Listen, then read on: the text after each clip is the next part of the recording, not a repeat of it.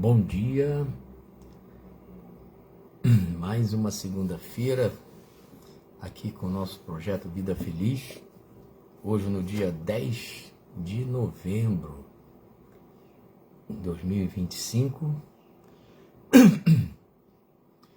estamos a postos mais uma vez para dar continuidade ao nosso projeto, aguardando um pouquinho aqueles que gostam e podem estar ao vivo, no meu caso aí do Zé Ricardo, Luísa, Lourdes Valéria, pessoal que está entrando aqui pelo Facebook, pessoal que entra também pelo Instagram, a Rosa, fez uma palestra muito boa, minha querida, no sábado passado, Mariângela, meu amor, bom dia Marcelo Nunes, Luiz Martins, amigos queridos, vamos dar prosseguimento a esse nosso projeto, essas nossas reflexões de toda segunda-feira de manhã, o Primo Neto lá de Belém do Pará, na expectativa total. Imagino como está o coração da torcida do Remo aí em Belém, na torcida aqui, primo, para que no ano que vem o futebol paraense esteja na Série A do Brasileirão. Vai ser muito bom. Bom dia para vocês, meus queridos. Ontem nós tivemos, Cecília, queridona, ontem nós tivemos um dia, já está lá no YouTube, eu vi, Marcelo, show de bola. Eu já vi que a palestra da Rosa está lá no YouTube. Ontem nós tivemos também um projeto que a gente tem lá no nosso centro espírita, que a gente chama de Convivência, que é um projeto que a gente atende famílias da comunidade próxima aqui em Botafogo, da comunidade do Santa Marta. Nós tivemos uma palestra maravilhosa ontem do grupo de psicólogas que atende, que faz parte do nosso grupo, né? E elas falaram sobre comunicação não violenta. Verônica, querida, e foi uma coisa assim tão bacana no retorno, além do que elas falaram, a resposta dada pelas pessoas que assistiram foi assim muito positiva. E eu fiquei tão empolgado, e Mariângela também, poxa, por que amanhã você não fala sobre isso, né? Achei a sugestão da Mariângela também reforçou. E eu escolhi hoje uma mensagem que trata desse tema. Falar sem gritar. Falar sem gritar faz parte, né, desses conceitos da comunicação não violenta, muito bem explorado ontem por essas duas meninas, a Clarice e a Letícia, psicóloga lá do nosso trabalho. Guilherme, queridão, papai que está aí, o neném batendo na porta, Cris Corais, queridona também, Luiz Lacerda, meu querido. Então eu escolhi a mensagem da Joana de Ângeles aqui do livro Vida Feliz, já está no finzinho, a número 100, que ela trata exatamente dessa questão, né, que eu dei o título aqui, Falar Sem Gritar. Então a Joana de Ângeles fala o seguinte: Rani Luiz, querida, não grites. Nenhuma situação exige a gritaria, que confunde e mais perturba. Se falares em tom adequado, os barulhentos silenciarão para ouvir-te. Se desejares competir com eles, em altura de voz, ficarás rouco e não serás escutado. A voz caracteriza o comportamento e a emoção das pessoas. Não nos referimos às técnicas de prosódia. Prosódia é parte da gramática que trata da acentuação das palavras ou também da entonação da voz, que tem a finalidade. Porém, a tonalidade natural, audível, sem agressividade. Já te escutaste num gravador, especialmente quando em desequilíbrio? Faze a experiência. Então, ela nos chama a atenção dizendo para que a gente não grite. É claro que em algumas situações do nosso dia a dia, Andréia Moreno, querida, em algumas situações do nosso dia a dia, a gente grita, claro, né? Dependendo para o que a gente queira chamar a atenção, muitas vezes a gente vai gritar. Fica imaginando um técnico de futebol, Franco, querido, sem ter que gritar, né? Um campo de futebol gigantesco, ele vai ter que gritar. né? Mas, obviamente, que ela está tratando aqui dessa questão da comunicação entre uma ou mais pessoas. Larissa, queridona, né? Então, ela chama a nossa atenção que a partir do momento que a gente alteia a nossa voz numa conversação, né, a gente está cometendo, vamos dizer assim, a gente está começando a entrar num perigoso campo do desequilíbrio, né?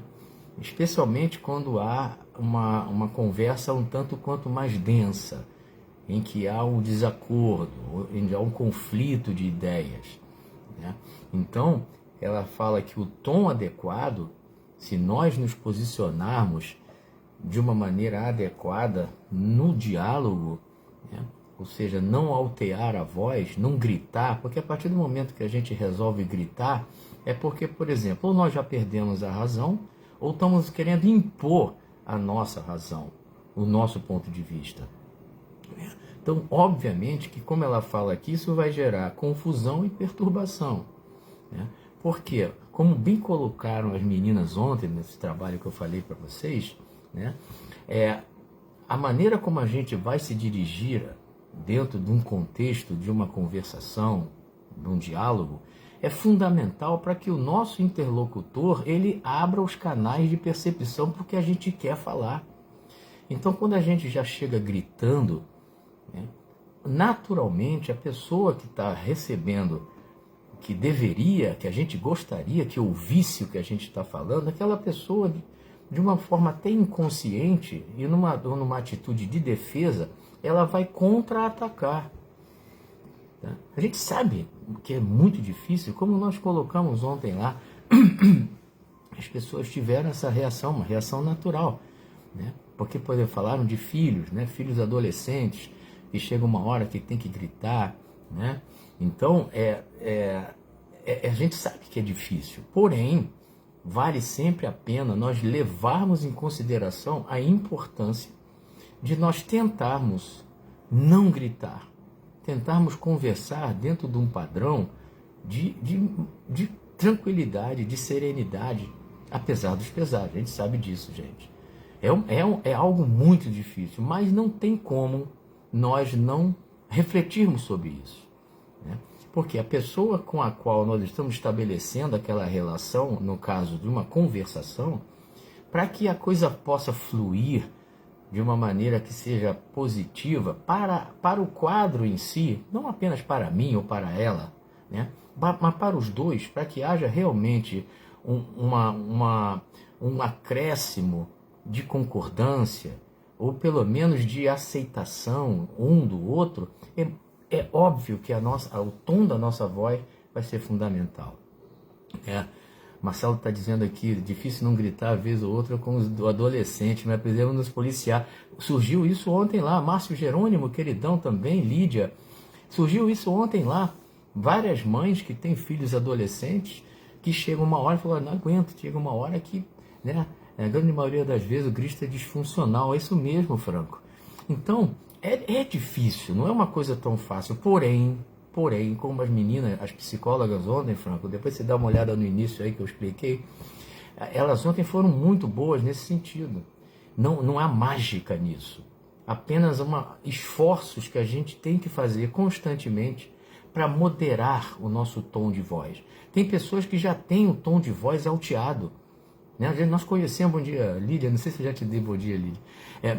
Tem pessoas que falam já de forma assim, muito alta, né? São pessoas assim que têm aquela voz retumbante, né? E que às vezes até impacta, né? É o jeitão dessas pessoas, né? Então, esse exercício diário mesmo, meu querido, sem dúvida, Luiz, porque às vezes, na maneira como nós chegamos falando, a gente inibe até mesmo a reação daquela outra pessoa. Quando é uma pessoa mais insegura, quando é uma pessoa que está subordinada a nós, não é?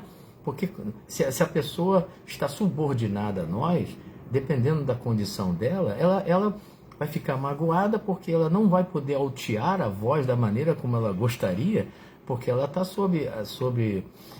enfim, numa escala hierárquica abaixo de nós.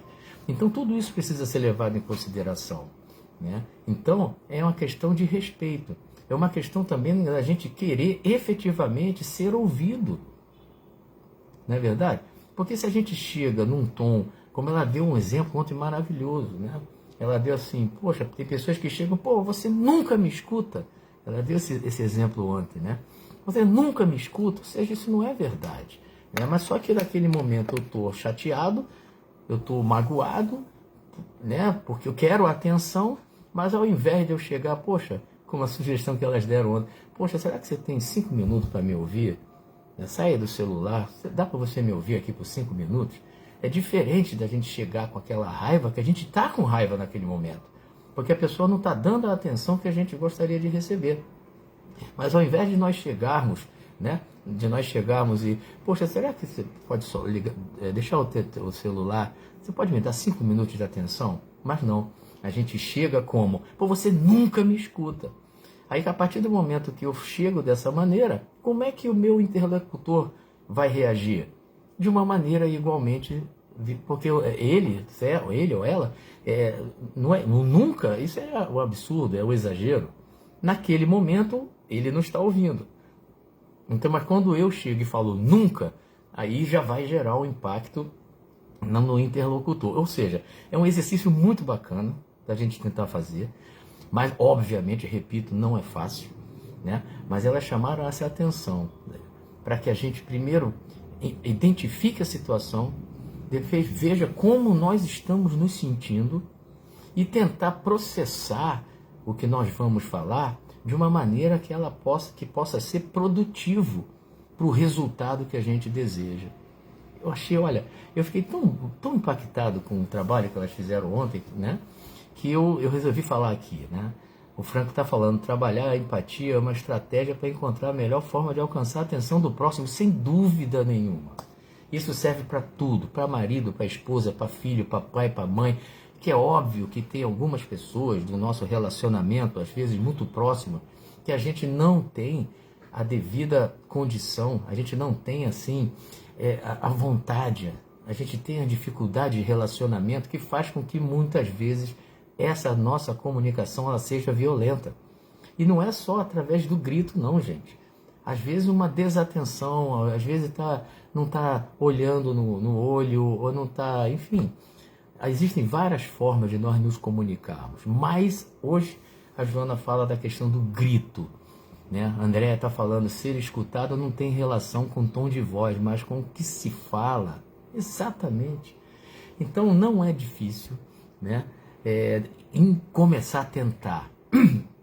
Então, a gente começar com calma, não querer que a gente, de uma hora para outra, a gente passe a ter aquela conduta, especialmente com aquelas pessoas que são mais difíceis no nosso dia a dia, dentro do nosso contexto. Mas se nós procurarmos fazer esse exercício, certamente nós vamos ter muitos bons resultados. Não tenhamos, Tiago, querido, não tenhamos a menor dúvida. Não tem aí, Thiago, que foi meu atleta, ouviu muito grito meu, mas é claro, na beira do campo é diferente, é outro contexto. Márcio Jerônimo também foi meu atleta aí, também ganhou muito grito meu.